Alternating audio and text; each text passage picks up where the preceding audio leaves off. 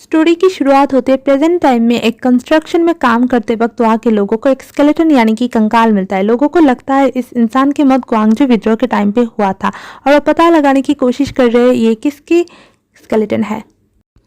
अब यहाँ से हम पहुँच जाएंगे 1980 में, जहाँ पे एक्चुअल स्टोरी की शुरुआत हुई थी। कॉलेज के सामने कुछ स्टूडेंट प्रोटेस्ट कर रहे थे, तभी एक कार आता है और बहुत ही स्वैग के साथ उनके सामने से चला जाता है। समझदार के लिए इशारा काफ़ी है, आपको समझ आ जाएगा कि यही है हमारा मेन लीड हुआंग हीताई।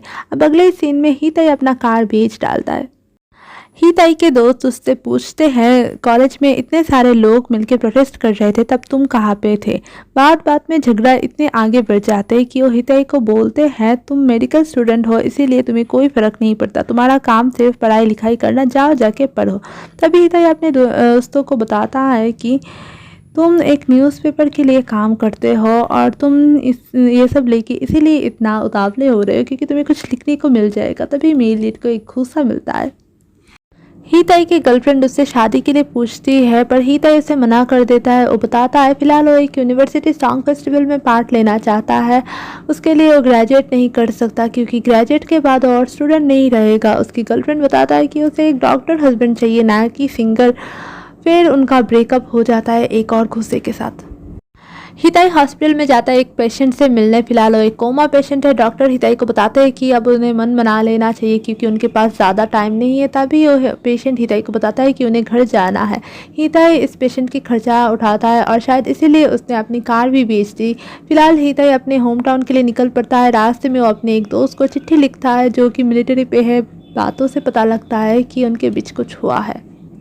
अब बात आती है हमारी फीमेल लीड किम म्योंग ही, जो कि एक नर्स है। वो अपने हॉस्पिटल में फेमस है ओवर टाइम के लिए। जब एक दूसरी नर्स के साथ एक पेशेंट बदतमीजी कर रहा था और सब चुपचाप देख रहे थे, तब म्योंग ही आके उसे अपने तरीके से हैंडल करती है। हीताई अपने होम टाउन ग्वांगजू पहुंचने के बाद हॉस्पिटल आके वहाँ उस पेशेंट को ट्रांसफ़र करने की बात करता है, पर हॉस्पिटल वाले पैसे मांगते हैं जो कि फ़िलहाल हिताई के पास नहीं है। तभी वहाँ म्योंग ही और बदतमीज़ पेशेंट की एंट्री होती है। ये पेशेंट एक्चुअल में हॉस्पिटल के जो हेड है उनके दोस्त है। म्योंग ही के बॉस उससे पेशेंट से माफ़ी मांगने के लिए बोलते हैं, पर म्योंग ही माफ़ी नहीं मांगती। पेशेंट और म्योंग ही में झगड़ा शुरू होता है। हिताई म्योंग ही के साइड लेने की कोशिश करता है, पर म्योंग ही अपने लिए काफ़ी है। अब बात आती है तीसरे मेन कैरेक्टर सोरियन की, जो कि म्योंग ही की सहेली है। सोरियन एक कम्युनिस्ट है और अपने काम उससे उसकी घर वालों से छुपके करनी पड़ती है। म्योंग ही सोरियन को छुप छुप के सोरियन के घर में घुसाती है। तभी सोरियन के भाई सो चैन कोरिया लौटता है, जो कि अपने काम के लिए कोरिया के बाहर रहता है। बातों बातों में सोरियन अपने भाई को बताता है कि म्योंग ही फॉरेन यूनिवर्सिटी में पढ़ना चाहती है, पर क्योंकि म्योंग ही को अपने फैमिली का खर्चा उठानी पड़ती है इसीलिए वो अभी तक ये कर नहीं पा रही है। सो चैन म्योंग ही को बताता है अगर उसे कोई भी मदद की ज़रूरत पड़े तो उसे बता सकती है।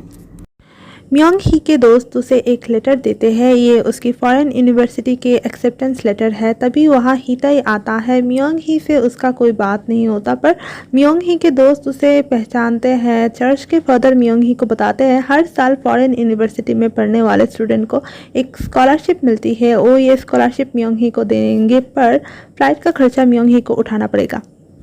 म्योंग ही अपनी फैमिली को फ़ोन करके बताती है अपने स्कॉलरशिप के बारे में। तब उसकी माँ खर्चे के बारे में पूछती है। म्योंग ही उन्हें बताती है उसकी खर्चा वो खुद उठाएगी। म्योंग ही और उसके पिताजी एक दूसरे के साथ बात नहीं करते।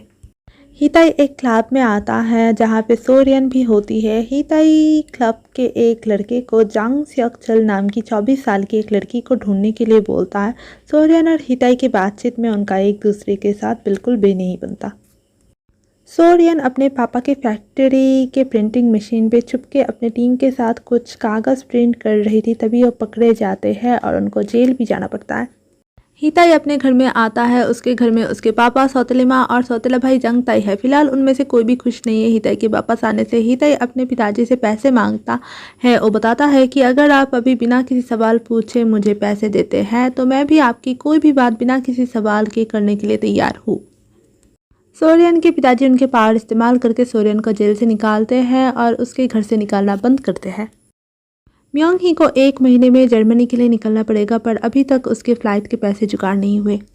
अब प्रॉब्लम ये है सोरियन हीताई के साथ इसीलिए मिलने नहीं जा सकती क्योंकि हीताई के पिता एंटी कम्युनिस्ट इन्वेस्टिगेशन के हेड है। उनके बेटे के साथ अगर उसको किसी ने देख लिया तो उसके अपने ही लोग उसका विश्वास नहीं करेंगे। उधर मियोंग ही सोरियन को बताती है अपनी फॉरेन यूनिवर्सिटी एक्सेप्टेंस के बारे में, फ्लाइट के खर्चे के प्रॉब्लम के बारे में। तब सोरियन मियोंग को बताती है एक काम करते हैं, तुम मेरी जगह डेट पे चली जाओ, बदले में मैं तुम्हारे प्लेन के टिकट के इंतज़ाम करती हूँ। तुम्हें बस उससे 3 बार मिलकर डंप करना पड़ेगा क्योंकि तुम दोनों एक दूसरे को पहचानते नहीं हो तो उसको पता भी नहीं चलेगा। तो क्या दोनों सहेली मिलकर बंदे को बेवकूफ़ बनाने की मिशन में लग जाते हैं। अब ये दोनों सहेली रिजेक्ट होने के लिए तैयार हो रहे हैं, पर इनको देख के लगने नहीं वाला कि ये रिजेक्ट होना चाहते। मतलब इतना सज धज के कौन रिजेक्ट होने के लिए जाता है, कौन मतलब रिजेक्ट होएंगे भी तो भी शान से। हीताई डेट के लिए जाते वक्त रास्ते में एक एक्सीडेंट होता है, एक बच्चा बेहोश हो जाता है। एक मेडिकल स्टूडेंट होने के बाद भी वो बच्चे की मदद नहीं कर पाता क्योंकि तब उससे पैनिक अटैक आता है। तभी मियोंग ही वहाँ आके बच्चे की मदद करती है। हीताई मियोंग ही को देख के इम्प्रेस हो जाता है। उसे याद आता है ये लड़की वही नर्स है जिसको उसने पहले दिन हॉस्पिटल में देखा था। मियोंग ही आके बताती है वो सोरियन है जिसके साथ आज उसका डेट था। मियोंग ही पूरी कोशिश करती है रिजेक्ट होने की। 피해자 성공률 99.9%. 나만의 데이터 시대로만 하면 필자는 저는 커피로 할게요. 블랙으로. 첫 번째 메인단을 제압한다. 블랙 좋아하시나 봐요. 술 기운이 떨어지면 손이 달달달달 떨려갖고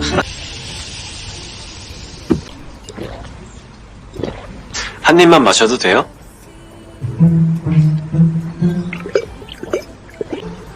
여기 맥주 잘하네.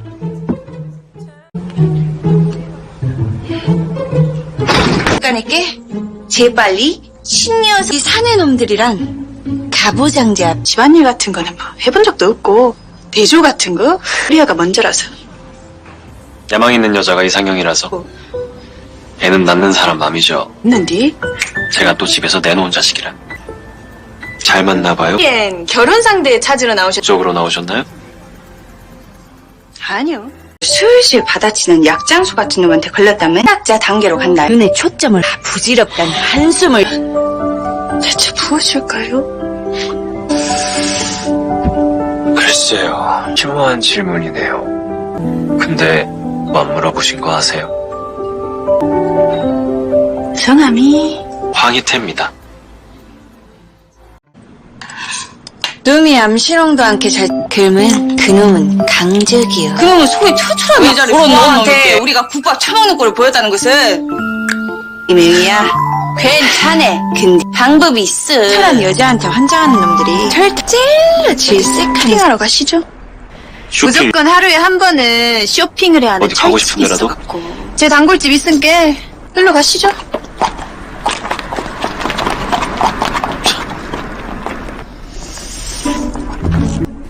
털털이 집에 사자만 나와도 발작을 해요. 이를 어쩌면 희태 씨가 사주실래요? 그래요? 처음 만난 기념. 편하게 골라보세요. 아주 별일. 투텔로 비싼 것들로 좀 보여주시오. 이제 원놈의 가방이 내 석달집 봉급이 익숙하다 보시면 집에 있는 거네요. 고객님이.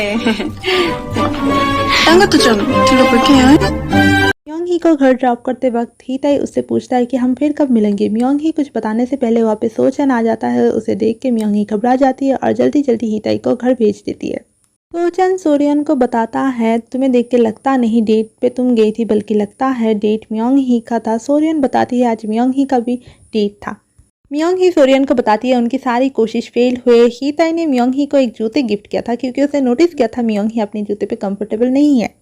हीताई के भाई जंग ताई एक रेस पे पार्ट ले रहा है पर उनके पापा को इसमें कोई दिलचस्प नहीं है। वो हीताई को पूछते वो फिर कब मिलने जा रहा है। हीताई बताता है जल्दी।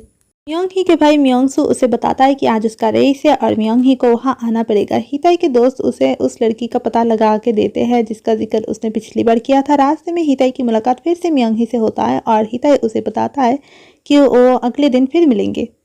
मियोंगसू और जंग ताई सेम रेस पे होते हैं। मियोंगसू के जूते पुराने होने की वजह से वो अनकंफर्टेबल होता है और रेस पे फर्स्ट नहीं हो पाता, होता है सेकंड। फर्स्ट होता है जंग ताई। सोरियन के गैंग आखिरकार जेल से छूट पाते हैं। सोरियन उनसे मिलने जाती है, तब वो लोग उसे बताते हैं कि तुम और हम सेम नहीं है, हम ये सब कर रहे हैं डेमोक्रेसी के लिए और तुम सिर्फ कर रहे हो टाइम पास के लिए। सोरियन उनको बताती है, पहले ही बता देते हैं कि मैं तुम लोगों को पसंद नहीं हूँ। जब मेरे पापा के फैक्ट्री पे प्रिंट करना था तब मैं तुम लोगों के साथ थी, और अब बता रहे हो कि मैं और तुम लोग सेम नहीं हो। हीताई कोमा पेशेंट जंग सियाक्चल के घर में जाता है, पर वहाँ के लोगों को सियाक्चल की कोई परी नहीं है, उनको बस उससे पैसे चाहिए। मियोंग ही के पापा अपने दोनों बच्चों के लिए जूते खरीदते हैं। मियोंग सो जूनियर स्पोर्ट्स फेस्टिवल के प्रैक्टिस के लिए मियोंग ही के साथ रहने आता है। मियोंग सो और जंगताई में अमीर गरीब लेकर झगड़ा होता है। सो चैन मियोंग ही के हॉस्पिटल का स्पॉन्सर होता है। जब वो मियोंग ही से मिलता है तो उसे डिनर के लिए पूछता है, पर क्योंकि मियोंग ही को उसी दिन हीताई से मिलना था तो वो उसे मना कर देती है। मियोंग ही और हीताई फिर से मिलते हैं। क्योंकि मियोंग ही ऐसे रेस्टोरेंट पर नहीं आती तो वो काफ़ी अनकंफर्टेबल होती है, पर हीताई उसका मजाक ना उड़ा के उसे कंफर्टेबल फील कराता है। उसी जगह मियोंग ही के हॉस्पिटल के एक डॉक्टर आता है और वो मियोंग ही के बारे में भला बुरा बताने लगता है। मियोंग ही ये सब सुन के वहाँ से निकल पड़ती है, पर हीताई उनको सबक सिखाता है। बाहर निकलते वक्त मियोंग ही गिर पड़ती है। हीताई मियोंग ही को उठा के ले जाता है। मियोंग ही हीताई से पूछती है, क्या तुम्हारे पापा इस रिश्ते के लिए तुम्हें बहुत ज़्यादा फोर्स कर रहे हैं? हीताई मियोंग ही को बताता है, मैंने पहली बार तुम्हें देखा था एक्सीडेंट के टाइम पे, और होटल पे बैठ के यही सोच रहा था, काश कि इस डेट के जगह मैं उस लड़की से बात कर पाता, तभी तुम वहाँ आए मेरी डेट बन के। तुम सोरियन हो या कोई और हो, मुझे कोई फ़र्क नहीं पड़ता। मियोंग ही हीताई से पूछती है, तुमने अभी तक ग्रेजुएशन क्यों कंप्लीट नहीं किया? हीताई बताता है, अगर मैंने इस सवाल का जवाब दे दिया इसका मतलब हम क्लोज हैं। एक्चुअली मैं सिंगर बनना चाहता हूँ, पर अगर मेरी ग्रेजुएशन कंप्लीट हो जाएगी तो मैं यूनिवर्सिटी सॉन्ग फेस्टिवल में पार्ट नहीं ले पाऊँगा। सोरियन बताती है उसके दोस्त छूट गए हैं, तो अब मियोंग ही को हीताई से मिलने की कोई ज़रूरत नहीं। तभी नीचे से सोरियन के पिताजी उनको बुलाते हैं। नीचे आने के बाद उनको पता चलता है हीताई उनसे मिलने आया है। अब यहाँ पे हीताई असली सोरियन को सोरियन कह के बुलाता है, और मियोंग ही और सोरियन को पता चलता है हीताई को उनके बारे में सब कुछ पता था। मियोंग ही वहाँ से जाने की बहुत कोशिश करते पर जा नहीं पाती, और वो सब मिलकर सोरियन के पिता की बर्थडे सेलिब्रेट करते हैं। बाद में सोरियन हीताई को बताती हैं कि वो ये शादी नहीं करना चाहती, और हीताई को बताते हैं कि ये रिश्ता तोड़ने के लिए। पर हीताई बताता है, अगर मैंने तुम्हारे इस कांड के बारे में किसी को कुछ भी बताया तो सबसे ज़्यादा प्रॉब्लम होगी मियोंग ही को, जो कि मैं नहीं चाहता। सोरियन पूछती है कि मियोंग ही की प्रॉब्लम से तुमको क्या लेना देना? तब हीताई बताता है कि वो मियोंग ही को पसंद करता है। बाद में वहाँ से निकलते वक्त हीताई मियोंग ही को उससे मिलने कहता है। सोरियन मियोंग ही से पूछती है, क्या तुम हीताई को पसंद करते हो? मियोंग ही बताती है, नहीं, ऐसा कुछ नहीं। जब मियोंग ही और हीताई फिर से मिलते हैं तब मियोंग ही उससे माफ़ी मांगती है। हीताई बताता है, माफ़ी मांगने की कोई ज़रूरत नहीं है। मियोंग ही पूछती है, अगर तुम्हें सब कुछ पता था तो तुमने पहले क्यों नहीं बताया? हीताई बताता है, क्योंकि मुझे तुमसे मिलने में अच्छा लगता था। मियोंग ही बताती है, तुम जैसे सोच रहे हो मैं वैसी नहीं हूँ, मैं बहुत ही गरीब घर की लड़की हूँ जिसने हाई स्कूल की पढ़ाई भी कंप्लीट नहीं कर पाई। हीताई बताता है, तो उससे क्या फ़र्क पड़ता है, मेरी खुद की माँ भी नाइट क्लब में गाना गाती थी। हमारी पास्ट लाइफ की वजह से हमारी पर्सनैलिटी इतनी स्ट्रांग और इंटरेस्टिंग बनी है। तभी वहाँ पे मियोंग ही की मकान मालिक की बेटी जिन आ हीताई की हैंडसम शक्ल देख के उससे बात करने आती है, पर मामला थोड़ी सी गड़बड़ हो जाती है। बाद में हीताई जीना से उसकी नंबर मांगता है। मियोंग ही और सोचन राइस केक खरीदने के लिए चलते हैं, जहाँ तब मेरी एक्सपीरियंस कहती है सोचन ही हमारा सेकंड लीड है। उधर सोरियन को जब भी कहीं जाना हो तो घर में बताती है कि वो डेट पे जा रही है। हीताई उससे मिलने के लिए जाता है, तभी एक हादसा होता है और वो दोनों हॉस्पिटल पहुंच जाते हैं। मियोंग ही हीताई को बताती हैं कि वो पढ़ने के लिए अब्रॉड जा रही है और वहाँ पे सेटल होने की सोच रही है, तो चीज़ों को और कॉम्प्लिकेट नहीं करते। सोचैन के बिजनेस की ओपनिंग सेरेमनी पे हीताई और उसके पिताजी आते हैं। हीताई के पिता सोचैन के बिजनेस पर इन्वेस्ट करना चाहते हैं। हीताई सोरियन को बताता है, तुम्हारे पास 3 दिन है, 3 दिन में या तो अपने फैमिली को सब कुछ सच बताओ या फिर एक और झूठ, उसके बाद मैं अपने तरीके से हैंडल करूँगा। हीताई के पिता मियोंग ही को देख के याद करते कि वो मियोंग ही को पहले से ही पहचानते हैं। अगले दिन हीताई मियोंग ही से मिलने आता है। मियोंग ही उसे भगाने की कोशिश में लग जाता है, पर पता चलता है हीताई तो यहाँ पे जीना को पढ़ाने आया है। हीताई मियोंग ही को बताता है उसे इस 1 महीने से डर नहीं लग रहा, उसे डर लग रहा है इस 1 महीने के ख़त्म होने के बाद जब वो दोनों अलग हो जाएंगे। हीताई मियोंग ही को बताता है, चलो हम इस 1 महीने के लिए डेट करते हैं। मियोंग ही बताती है वो अपना जवाब बाद में देगी। अगले दिन म्योंग ही अपने हॉस्पिटल पर बहुत ही खुश नज़र आती है। हीताई फ़ोन पे किसी से बात कर रहा था। एक्चुअली वो कोमा पेशेंट जंग सियक्सल को ग्वांगजू लाने की बात कर रहा था। तभी म्योंग ही हीताई से मिलता है। हीताई बहुत ही खुश नज़र नहीं आता, वो बहुत ही परेशान नज़र आता है, पर वो म्योंग ही को कुछ नहीं बताता। म्योंग ही अपना रेजिग्नेशन लेटर देती है, पर उसे 1 और महीने के लिए अपनी ड्यूटी जारी रखनी पड़ेगी। म्योंग ही सोरियन को मिलने के लिए बोलती है। तभी सोरियन को एक फ़ोन आता है जिसके लिए उसे निकलना पड़ता है। असल पे ये फ़ोन उसके एक साथी ने किया था जो कि फ़िलहाल छुप छुप के रह रहा था। तभी वो दोनों पकड़े जाते हैं। म्योंग ही सोरियन के लिए इंतज़ार कर रही थी। तभी सोचन की मौसी उसके लिए लड़की देख रही थी। मौसी म्योंग ही से भी सलाह मांगती है। सोचन अपनी मासी को वहाँ से भगाता है। म्योंग ही सोचन से उसके आइडल टाइप के बारे में पूछती है। तब सोचन बताता है समवन लाइक वाइल्ड फ्लावर, जो कभी अपने सपनों पर गिव अप नहीं करती, लाइफ कितना भी हार्ड हो कंप्लेन नहीं करती। तब म्योंग ही के साथ वो होता है जो इस सिचुएशन पे हर फीमेल लीड के साथ होता है, कुछ समझ न आने के दौरे पड़ते हैं। हीताई म्योंग ही को मिलने के लिए बोलता है, पर म्योंग ही बताती है नहीं, कल उसे कहीं और जाना है। हीताई जिद पे आ जाता है कि उसे भी जाना है। फिर क्या हीताई की ज़िंदगी का अच्छा वक्त शुरू। म्योंग ही एक ऑर्फनेज पे जाती है वहाँ के बच्चों के ट्रीटमेंट के लिए, जहाँ के बच्चे उसे चुड़ैल बुलाते हैं क्योंकि वो उन्हें इंजेक्शन लगाती है। म्योंग ही हीताई को बच्चों के चेकअप करने के लिए बोलती है। पहले हीताई मना कर देता है, पर बहुत फोर्स करने के बाद वो काम पे लग जाता है। आगे जाके एक बच्ची बेहोश हो जाती है। हीताई उसे लेके आता है। म्योंग ही उसे पूछती है क्या तुमने इस बच्ची को कुछ खाने के लिए दिया था। जब हीताई का जवाब हाँ होता है तो उसे बताती है कि इस लड़की का कुछ भी खाना मना है। उस बच्ची को देखकर हीताई को अपने पास्ट की याद आता है, जब उसके दोस्त जो कि फिलहाल मिलिट्री पे है उसके पास आंदोलन में पार्ट लेने वाले जख्मी इंसान को लेके आता था। इनमें से एक दिन जांग सियनचाल नाम की एक लड़की को भी लेके आता है, पर उसकी हालत बहुत ही ख़राब थी। हीताई म्योंग ही को बताता है शायद उसका डॉक्टर बनना सही नहीं है। उसे लगता है वो जिस चीज़ को भी छू रहा है वो चीज़ टूट जाती है। म्योंग ही बताती है फिलहाल सिर्फ तुम्हारा दिल ही टूटा हुआ है और मुझे लगता है तुम एक अच्छे डॉक्टर बनोगे। म्योंग ही हीताई को बताती है कि वो अपना जवाब कल देगी। उधर सोरियन को पकड़ने के बाद हीताई के पापा बताते हैं अगर उसने ये रिश्ता तोड़ने की कोई भी कोशिश की तो उसकी फैमिली के सारे बिजनेस बर्बाद करने में उनको ज़्यादा वक्त नहीं लगेगा। सोरियन के पापा भी उसे बताते हैं कि अभी पूरी फैमिली को सिर्फ वही बचा सकती है। म्योंग सू के पापा उससे मिलने आते हैं। तब कुछ बच्चे उनका मजाक उड़ाते हैं। तभी जंग ताई उन बच्चों के साथ लड़ता है और तभी उनकी दोस्ती की शुरुआत होती है। सोरियन हीताई को अपने पापा के ब्लैकमेल के बारे में बताती है। हीताई बोलता है मैंने पहले ही बोला था चीज़ों को हाथ से बाहर जाने से पहले संभालते। सोरियन बोलते हैं पापा की बिजनेस सेटअप होने में 1 महीना लगेगा, इस 1 महीने के लिए हम एंगेजमेंट कर लेते हैं। हीताई मना कर देता है, वो इस चीज़ को और बढ़ाना नहीं चाहता। वो म्योंग ही से मिलने जाता है जवाब के लिए, पर म्योंग ही उसे सोरियन से एंगेजमेंट करने के लिए रिक्वेस्ट करती है। दोनों दोस्त कभी नहीं सुधरेंगे। तो गाइस आज का वीडियो यही तक ही था। मिलते हैं आपसे नेक्स्ट वीडियो में, तब तक के लिए स्टे गोल्ड।